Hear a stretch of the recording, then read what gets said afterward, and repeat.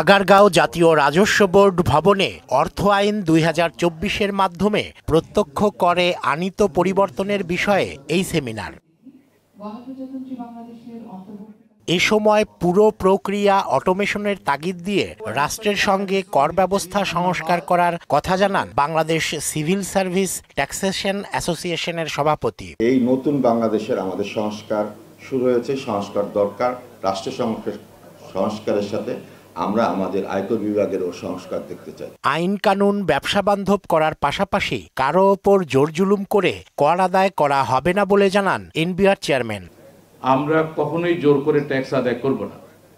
আমাদেরকে যে আইন দেওয়া হয়েছে, যে রুলস রেগুলেশন দেওয়া হয়েছে, আমরা এটা পরিপূর্ণভাবে পরিপালন করে কর আদায় করব, যাতে করে কারো উপরে জুলুম না হয়।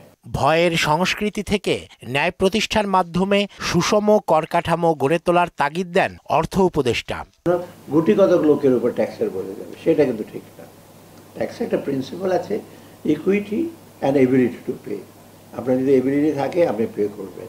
আর হলো একজন বেশি দেবে ট্যাক্স, আরেকজন কম দেবে, সেটা কিন্তু ঠিক না। স্বতঃস্ফূর্ত হয়ে মানুষ যাতে কর দেয় তা নিশ্চিত করার তাগিদ দেন ডক্টর সালেউদ্দিন। অর্থের একটা সবচেয়ে বড় অপচয় হয়, যেটা আমি দেখতে পেলাম, যে আমাদের যে প্রকল্পগুলি নেওয়া হয় এটা কিন্তু অনেক সময় not based on felt needs. আমাদের যেটা দরকার সেটার বেসিসে কিন্তু প্রকল্প আসে। রেজা খান, মোহনা সংবাদ, ঢাকা।